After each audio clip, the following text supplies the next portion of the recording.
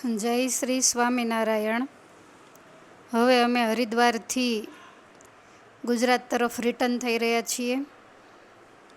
તો વચ્ચે આવતા અમુક ઐતિહાસિક અને ધાર્મિક જે સ્થાનો છે એના દર્શન ખાસ કરતાં અમે આવી રહ્યા છીએ. તો હરિદ્વારથી હવે અમે હસ્તિનાપુર તરફ જઈ રહ્યા છીએ. લગભગ હરિદ્વારથી 135 કિલોમીટરની દૂરી ઉપર, ઉત્તરાંચલમાં નહીં પણ ઉત્તર પ્રદેશની અંદર આ જે હસ્તિનાપુર છે એ આવેલું છે. અને હસ્તિનાપુરનું નામ પડે એટલે આપણને પાંડવો અને કૌરવો એ જરૂરથી યાદ આવે, કારણ કે એમના જીવનની સાથે હસ્તિનાપુર નગરી જોડાયેલી છે. તો એના રાજમાર્ગોને નિહાળતા અમે હસ્તિનાપુર પહોંચ્યા છીએ. આમ તો હસ્તિનાપુર પહેલાંના જેવું અત્યારે ખાસ રહ્યું નથી. તો એના જે અમુક તીર્થસ્થાનો છે એના દર્શને જ્યારે અમે જઈએ છીએ ત્યારે સૌ પ્રથમ અમે પાંડવેશ્વર મંદિર, તો તમે જોઈ રહ્યા છો એ મંદિરની અંદર અમે પ્રવેશ કરી રહ્યા છીએ. તો આ પાંડવેશ્વર મહાદેવનું મંદિર છે. અને નગરની બહાર જંગલ વિસ્તારની અંદર સરસ મજાનું મંદિર છે, જેની અંદર ભગવાન પાંડવેશ્વર મહાદેવ બિરાજમાન છે. તમે જોઈ રહ્યા છો કે એનો દરવાજો ખોલી અમને પૂજારીજીએ કહ્યું કે જઈ અને તમે જલાભિષેક કરો. એટલે ત્યાં જઈ અને ભગવાન મહાદેવજી ઉપર અમે જલાભિષેક કરી રહ્યા છીએ.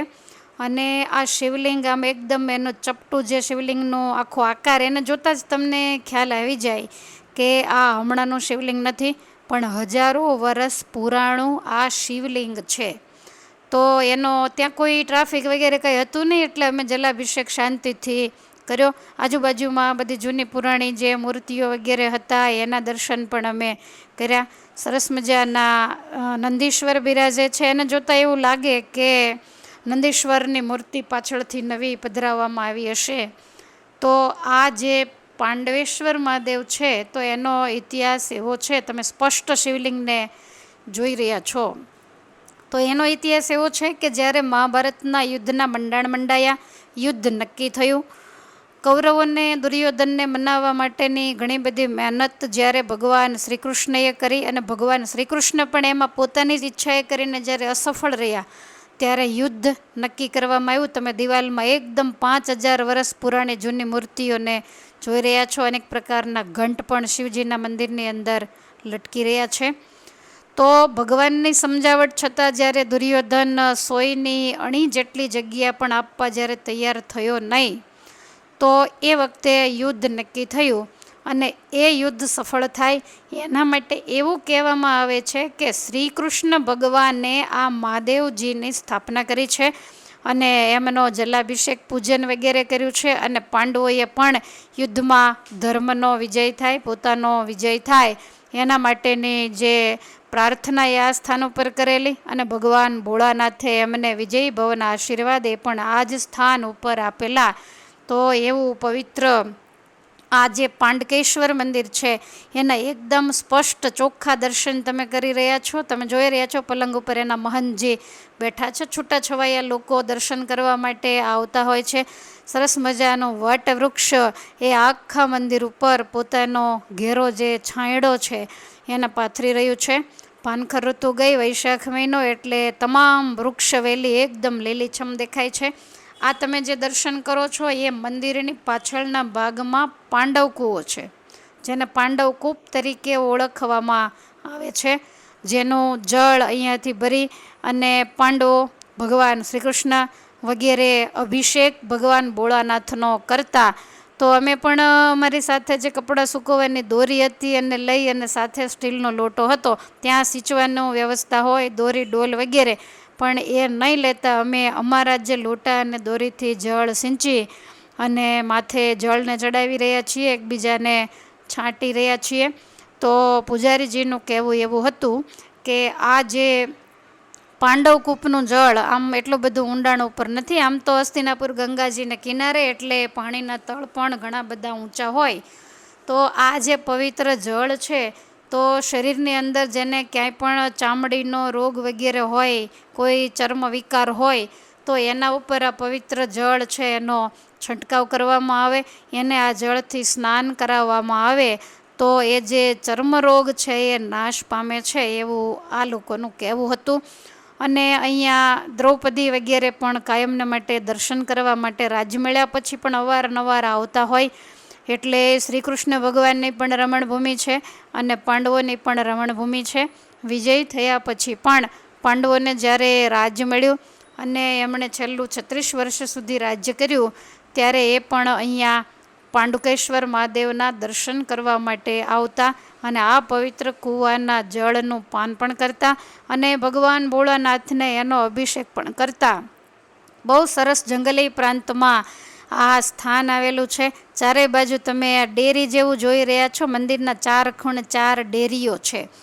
તો એ ત્યાં રહેનારા મહંતો હોય, સાધુ સંતો હોય, કોઈ એવા ભક્તો હોય અને એને બેસીને એવું થાય કે થોડીવાર એકાંતમાં ભગવાનનું ધ્યાન લગાવવું છે, જપમાળા વગેરે કરવા છે, તો આ ડેરીની અંદર બેસી અને એ ધ્યાન જપમાળા વગેરે કરતા હોય છે. પાછળ પણ આખો જંગલ વિસ્તાર જ છે, છૂટાછવાયા વૃક્ષો અને થોડો ઘણો વરસાદનો માહોલ આ બાજુ હોય એટલે નાનું મોટું ઘાસ વગેરે પણ ઉગેલું તમને દેખાય છે. પાછળ થોડું આ મંદિરની જ જગ્યા છે એટલે કંઈક રસોડા વગેરેની વ્યવસ્થા કરી છે, પણ હજુ કામ અધૂરું છે. તો ત્યાંથી અમે જે આગળ જઈ રહ્યા છીએ, તમે સુરંગ જોઈ રહ્યા છો. સુરંગ કહેતા ભૂગર્ભ ભોંયરું. તો એવું કહેવામાં આવે છે કે મહાભારતનું યુદ્ધ પૂર્ણ થયું અને ત્યાર પછી ઘણા બધા સૈનિકો વગેરેનું મૃત્યુ થયું હોય એટલે સૈન્ય ઓછું થઈ ગયેલું. તો એ વખતે જે રાજાના રાણીઓ હોય તો એમને આવવા માટે, આવન જાવન માટે એ રાજમાર્ગ ઉપરથી ન જઈ શકે કારણ કે સુરક્ષા દળ ઓછું હોય, તો એમના માટે આવા ભોંયરાઓ બનાવેલા. એટલે આવા ઘણા બધા સુરંગ ભોંયરાઓ આ સ્થાનોની અંદર જોવા મળતા હોય છે. તો આ તમે ભૂગર્ભ એના દર્શન કરી રહ્યા છો કે જ્યાંથી દ્રૌપદીજી વગેરે હશે તો એ અવારનવાર ત્યાંથી આવતા જતા હોય, પણ સમયને અનુસાર કરી અને એ બધું નષ્ટ થઈ ગયેલું છે, બધું જ બુરાઈ ગયેલું છે. તો આવી રીતે આ સુરંગના પણ અમે સરસ રીતે બહારથી દર્શન કર્યા. આમ તમે જુઓ તો ઊંડાણ ઘણું બધું હોય એટલે આખો માણસ આવે ને જાય એવી વ્યવસ્થા હોય, પણ અનેક વખત ગંગાજીની અંદર પૂર વગેરે આવ્યા હોય, શહેર અનેક વાર નષ્ટપ્રાય થયું હોય, અત્યારે માત્ર ને માત્ર એના અમુક અવશેષો એ જ આપણને નજરે ચડે છે. તો આ રીતે આખું જે આ સ્થાન છે, મંદિરનો પાછળનો જે ભાગ છે, અનેક પ્રકારના વૃક્ષોની હરિયાળીથી જે છવાયેલો છે, તો એના તમે દર્શન કરી રહ્યા છો. ખૂબ સોહામણી આ જગ્યા છે. મોટા મોટા જૂના પુરાણા વટવૃક્ષો છે. આ જે તમે જોઈ રહ્યા છો એ મહાદેવજીના પટાંગણમાં વટવૃક્ષ છે. તો પૂજારીજીનું કહેવું એવું છે કે પાંડવ કાલીના વડલો છે અને એનું થડ જોતાં જ આપણને એમ લાગે કે 5000 વર્ષ પુરાણો આ જૂનો જોગી હોઈ શકે. એની જે એકબીજાની અંદર ગૂંચવાયેલી શાખાઓ છે, વડવાઈઓ છે, એના પણ તમે દર્શન કરી રહ્યા છો. શ્રદ્ધાળુ લોકો આ વટવૃક્ષની પ્રદક્ષિણાઓ વગેરે પણ કરતા હોય છે. મહાદેવજીના દર્શન કરવા માટે જ્યારે આવે ત્યારે જળની લોટી પણ આ વૃક્ષને ચડાવતા હોય છે. તો આ જૂનું પુરાણું પાંડવકાલીન પ્રસાદીનું જે વૃક્ષ છે, તો એના પણ અમે દર્શન પણ કર્યા, એનો સ્પર્શ પણ કર્યો અને અડધી પોણી એની પ્રદક્ષિણા પણ અમે કરી છે.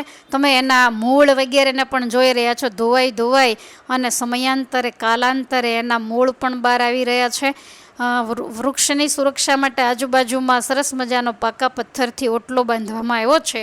તો આ પવિત્ર હસ્તિનાપુરનું જે તીર્થસ્થાન કહેવાય પાંડવેશ્વર મંદિર, તો એના દર્શન કરી અને અમે હવે પાંડવ ટીલા તરફ જઈ રહ્યા છીએ. એના ઉપર અત્યારે જુદા જુદા મહાદેવજી તથા શક્તિપીઠ, શનિદેવનું મંદિર, હનુમાનજી મહારાજનું મંદિર, એવા અલગ અલગ પ્રકારના મંદિરો અહીંયા શોભી રહ્યા છે.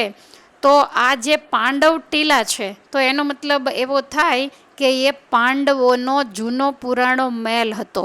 તો ઘણા બધા કિલોમીટરોની અંદર પથરાયેલો હતો એવું માનવામાં આવે છે. અને ત્યાર પછી એના ઉપર ગંગાજીનું પાણી ફરી વળવાથી અનેક વખત જ્યારે આ શહેરનો ચડતી પડતી આવી હોય તો એ 5000 વર્ષ પુરાણા જે મહેલ છે એ અત્યારે બિલકુલ આપણને નજરે પડતા નથી. અને જંગલની અંદર બધું જ નષ્ટપ્રાય થઈ ગયું હોય તો અત્યારે ઉત્તર પ્રદેશની સરકારે હસ્તિનાપુરનું નામ ખૂબ મોટું, એટલે આખી દુનિયાને ઈચ્છા થાય કે પાંડવોની નગરી કેવી હશે.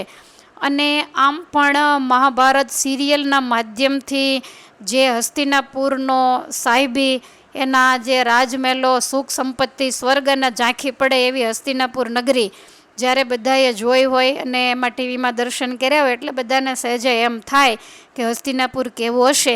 એટલે એ જંગલ વિસ્તારની અંદર દબાયેલા પાંડવોના મહેલ વગેરેની જે જગ્યા હતી તો એનું રિનોવેશન સરકાર કરી રહી છે. તો એમાં મહેલ તો નહીં પણ ખાસ કરીને ફરવાનું સ્થાન એને બનાવવામાં આવ્યું છે.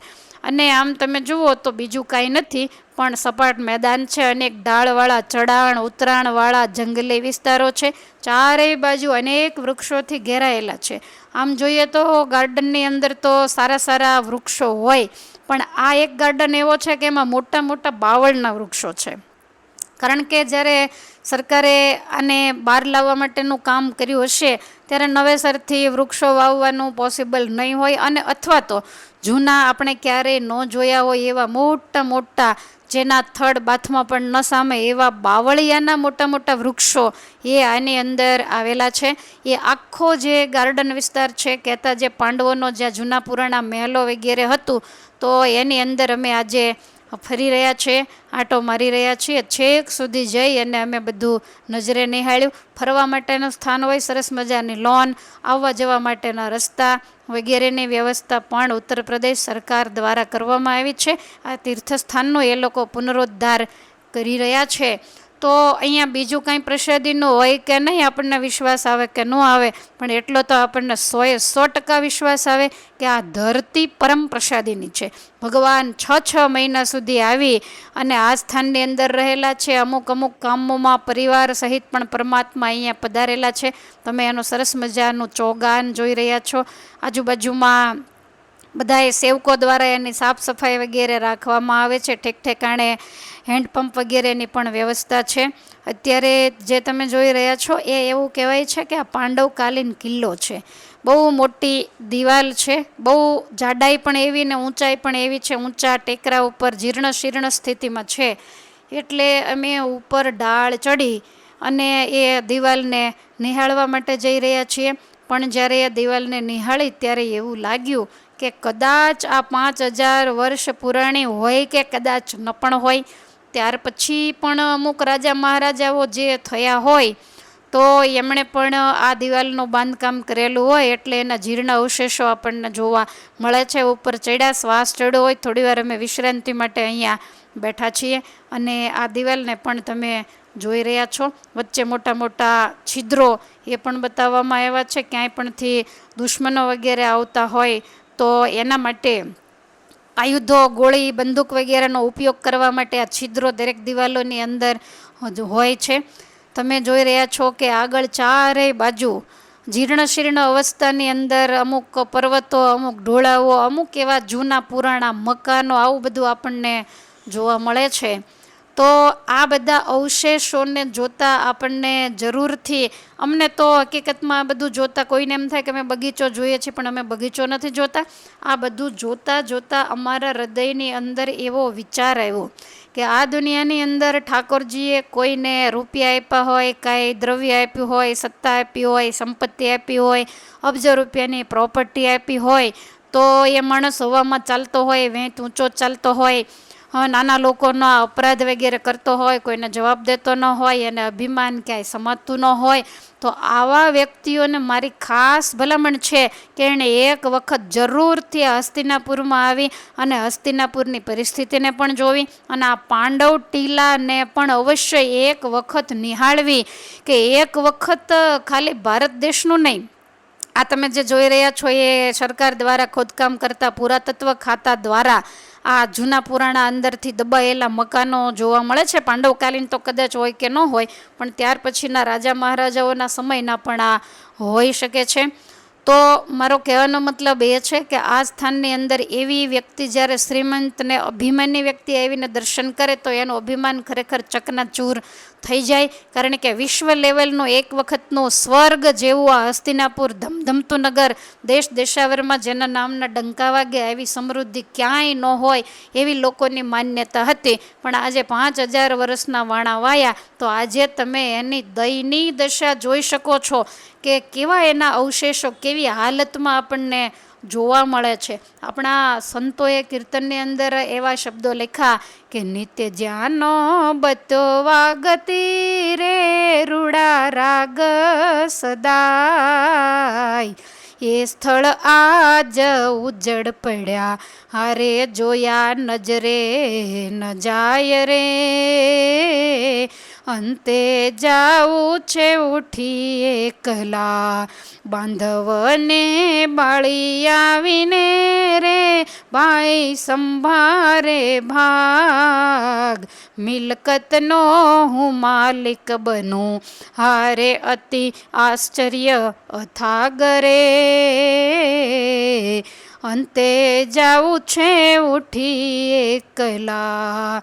નિત્ય જ્યાં નોબત્યો વાગતી, અપ્સરાઓ જ્યાં થનગનાટ કરતા નૃત્ય કરતી હોય, રાજ નર્તકીઓના જ્યાં ઘૂંઘરૂના અવાજ સંભળાતા હોય, પાંડવો જેવાનું જ્યારે રાજ્ય હોય ત્યારે અનેક પ્રકારના વૈદિક મંત્રોચ્ચારો એ આપણને સંભળાતા હોય, અનેક પ્રકારની જોઈ જાણી ન હોય એવી સાહિબી જેના મહેલોની અંદર ઉભરાતી હોય, 200 દાસીઓ એક રાજરાણીઓની સેવામાં હોય, તો એ બધું મૂકી અને આ લોકમાંથી એ બધા જ જતા રહ્યા છે. અને છેવટે સમય જતાં સમયને કારણે આ તમામ જગ્યાઓ નષ્ટ થઈ ચૂકી છે. તમે જે કૂવો જોયો એ પણ પાંડવકાલીન છે એવું ત્યાંના લોકોનું કહેવું હતું. એટલે અમે ત્યાં મસ્તક ઝુકાવવા માટે ગયેલા. તો આ આખા બગીચામાં આંટો મારી અને ભગવાનની પવિત્ર ચરણરજ અહીંયા પડી છે. ભગવાનના પરમ ભક્તો, અતિ ધીરજવાન એવા પાંડવો, દ્રૌપદી હોય, કુંતાજી હોય, તો એમની પણ પવિત્ર ચરણ રજથી આ ભૂમિ અંકિત થયેલી છે એવું માની અને અમે તમામ ભૂમિની અંદર, આમ તો બપોરનો સમય હતો એટલે તડકો પણ હતો, પણ છતાંય અમે પ્રસાદીનો મહિમા જાણી અને અહીંયા બધે ફરી રહ્યા છીએ. તમામ વડ, વનરાઈઓ, વૃક્ષો એના દર્શન અમે કરી રહ્યા છીએ.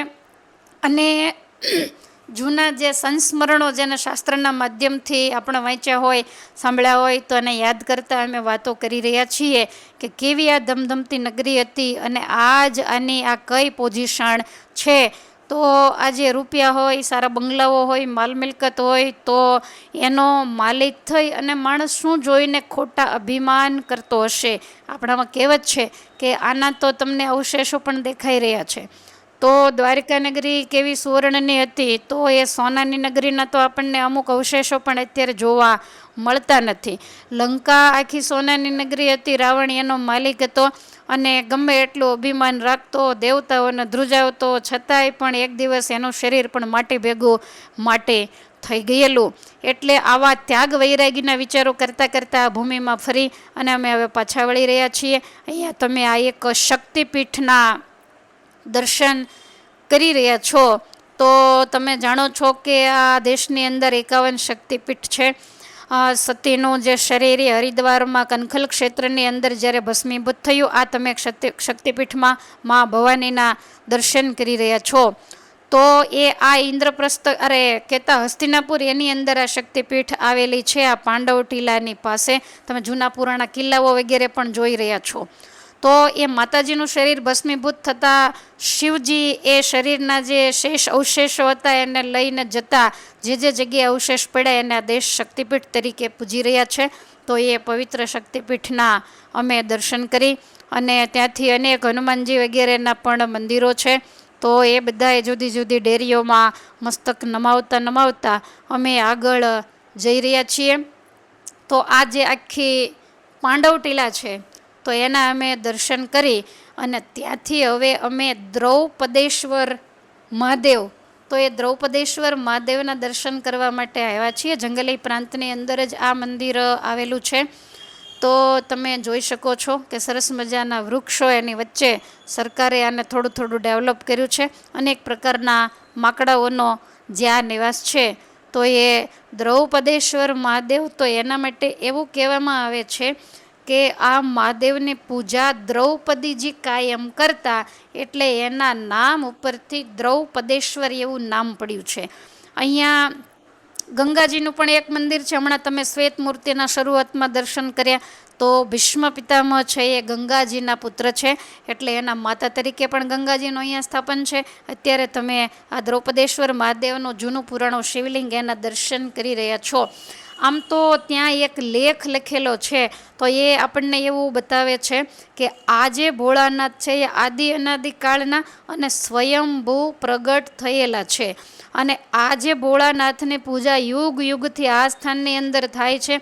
રાજા હરિશ્ચંદ્ર, પુરુ, નહુષ, ઋષભદેવ, યદુ, કુરુ, દુષ્યંત, ભરત, પછી શંતનુ, ત્યાર પછી ભીષ્મ પિતામહ હોય, અને ત્યાર પછી યુધિષ્ઠિરાદિક જે પાંડવો હોય, તો એ બધાએ આ શિવજીની પૂજા કરેલી છે. એટલું જૂનું પુરાણું આ તીર્થસ્થાન છે. તમે દર્શન બધાયના કરતા રહેજો. હું આનો તમને પરિચય આપું છું. આ દ્રૌપદીજીનું સ્વરૂપ છે, એ નાનું એવું મંદિર દ્રૌપદીનું બનાવવામાં આવ્યું છે.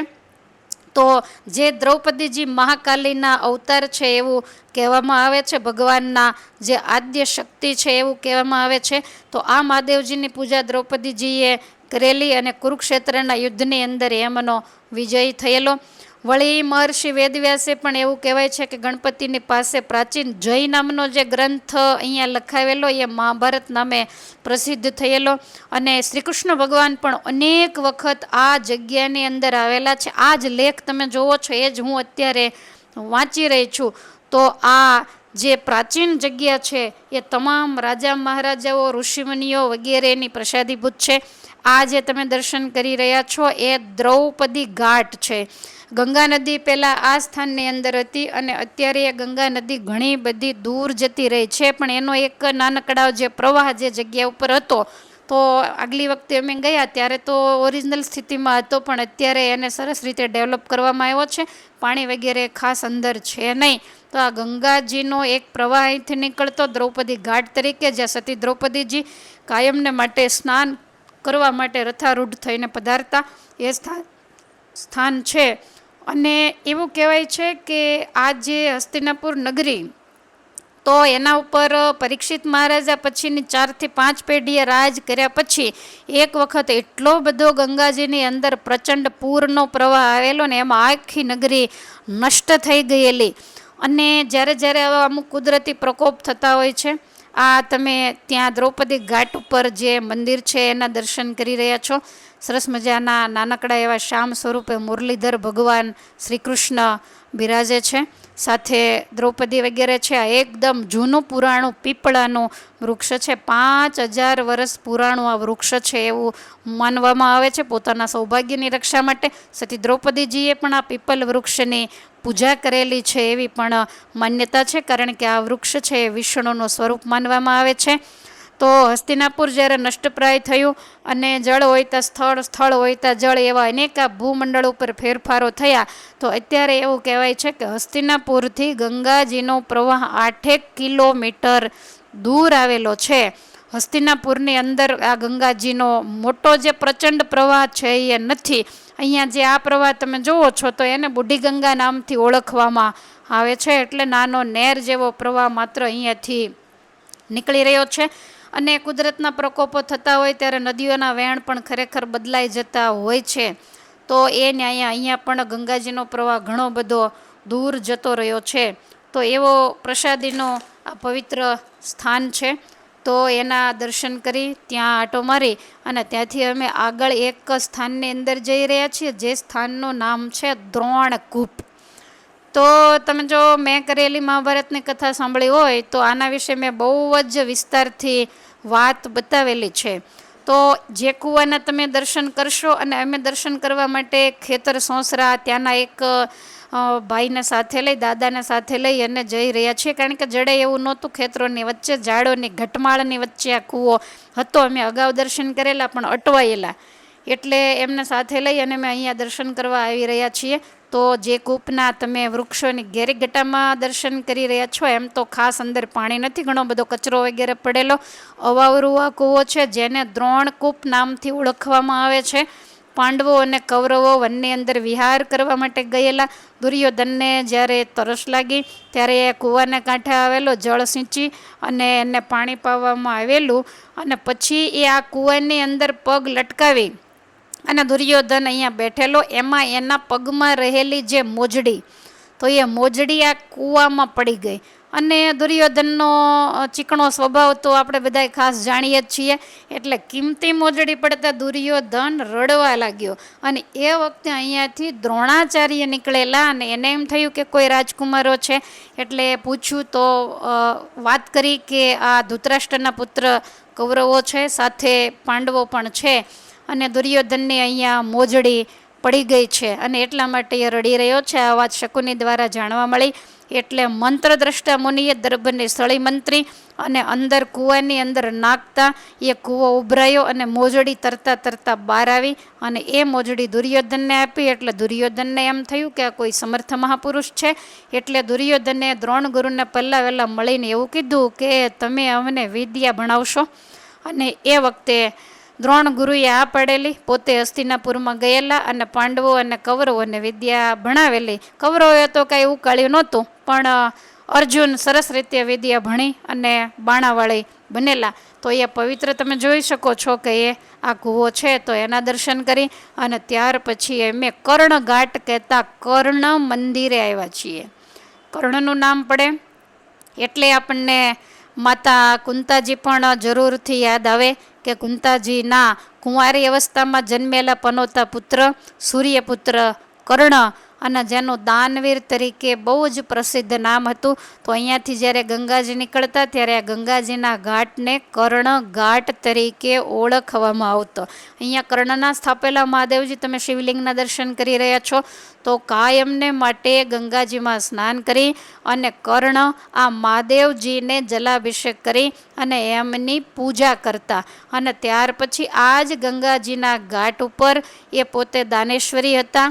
એટલે જે લોકો એની પાસે આવે તો એમને મન માન્યા દાન આપતા. એટલા માટે કર્ણને દાન કરવાની આ જગ્યા અતિ પવિત્ર જગ્યા છે. સરસ મજાનું મંદિર, શિવલિંગ વગેરે છે.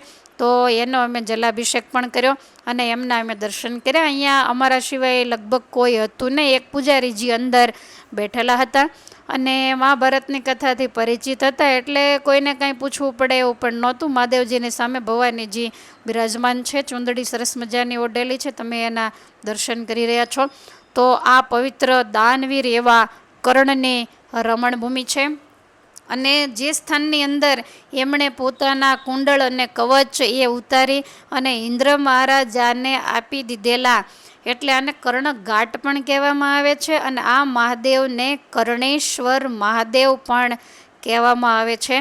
તો સરસ રીતે આ જગ્યાને ડેવલપ કરવામાં આવી છે. મંદિરને પણ સુંદર રંગ રોગાન વગેરે કરી અને સારી અવસ્થામાં અત્યારે આપણને એના દર્શન થઈ રહ્યા છે. અમે એ મંદિરના ગેટની અંદર જ ઊભા છીએ. આ મંદિરનું શિખર વગેરે એના પણ તમે દર્શન કરી રહ્યા છો. એ મંદિરમાંથી હવે અમે બહાર નીકળી અને હસ્તિનાપુરથી વિદાય લેવાની તૈયારી કરીએ છીએ. તો તમે અહીંયા દાનવીર કર્ણ પ્રતિદિન દાન કરતા એ ઉપરનું પાટિયું પણ વાંચી રહ્યા છો. તો અહીંયા દર્શન કરી અને ત્યાર પછી અમે ત્યાંથી આગળ જઈએ છીએ.